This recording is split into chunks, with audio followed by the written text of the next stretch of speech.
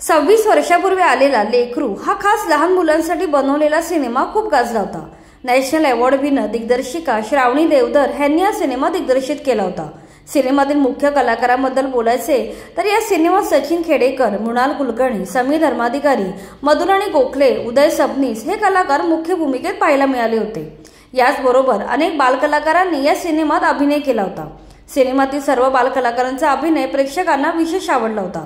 सिनेमाच्या कथेबद्दल बोलायचे तर सचिन खेडेकर आणि मृणाल कुलकर्णी या जोडप्याचा सचिन हा छोटा मुलगा मुंबईच्या गर्दीत हरवतो। सुदैवाने तो मुंबईच्या झोपडपट्टीतील मुलांना सापडतो। ती गरीब मुले त्या मुलाची काळजी घेतात आणि त्याला त्याच्या आईवडिलांपर्यंत पोहोचवतात, अशी साधारण या सिनेमाची कथा आहे। हरवलेल्या छोट्या मुलाची काळजी घेण्यात सर्वात आघाडीवर असते ती म्हणजे रमाताई।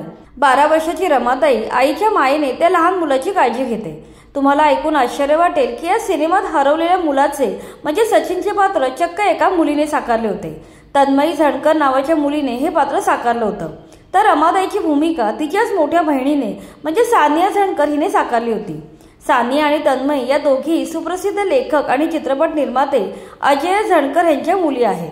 त्यांनीच या सिनेमाची कथा लिहिली आणि सिनेमा प्रोड्यूस देखील केला। शिवाय त्यांनी सरकारनामा आणि द्रोहपर्व ही पुस्तके सुद्धा लिहिली आहेत। आज लेकरू सिनेमा रिलीज होऊन तब्बल 26 वर्ष झाली आहेत। इतक्या वर्षांनी रमाताई साकारणारी सानिया झणकर नक्की काय करते हे आज आम्ही तुम्हाला या व्हिडिओद्वारे सांगणार आहोत। सानिया झणकर हिचा जन्म 1986 साली पुण्यात झाला। तिने लेकरू चित्रपटात काम केलं तेव्हा ती 12 वर्षांची होती। या चित्रपटात काम केल्यानंतर सानिया झणकर ही पुन्हा अभिनेत्री म्हणून कुठल्याच चित्रपटात दिसली नाही। मात्र तरीही दिग्दर्शिका, स्क्रिप्ट रायटर, चित्रपट निर्माती म्हणून मनोरंजन क्षेत्रात ती मोठं नाव कमावत आहे। आज तिने थेट हॉलिवूड पर्यंत मजल मारली आहे। सानियाने भारतात पदवीचं शिक्षण पूर्ण केलं, पण नंतर पुढच्या शिक्षणासाठी ती अमेरिकेत गेली। तिथे न्यूयॉर्क युनिव्हर्सिटीमधून सिनेमा दिग्दर्शनाचे खास शिक्षण घेतलं। त्यानंतर लगेचच तिला MTV या विख्यात प्रोडक्शन हाऊसमध्ये काम करायची संधी मिळाली। या काळात तिने refugee, grey, Hichki, mad, out again, मॅग्रीन अशा दर्जेदार शॉर्ट फिल्म बनवल्या। या शॉर्ट फिल्मचं लेखन आणि दिग्दर्शन तिने स्वतः केलं।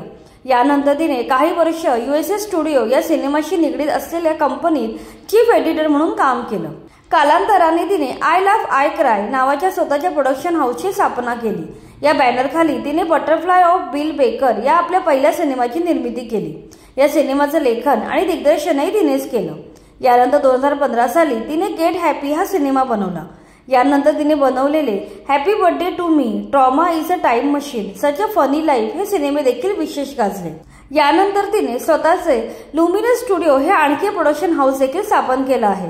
या बॅनरखाली त्यांची कंपनी विविध प्रकारचे प्रमोशनल व्हिडिओ बनवते।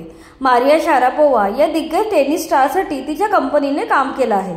तिच्या कंपनीचे मुख्य ऑफिस न्यूयॉर्कला आहे। याशिवाय दिल्लीमध्ये सुद्धा तिच्या कंपनीची एक ब्रांच आहे। सध्या अनेक मोठ्या ब्रँडच्या ॲड फिल्म तिची कंपनी बनवत आहे। सानिया सध्या आपल्या दोन्ही कंपन्यांचा जगभरात जोरदार विस्तार करत आहे। अशा प्रकारे लेकरू या सिनेमात रमाताईचे पात्र गाजवणारी सानिया झणकर आज दिग्दर्शक, निर्माती, स्क्रिप्ट रायटर म्हणून थेट हॉलिवूडमध्ये नाव कमावत आहे।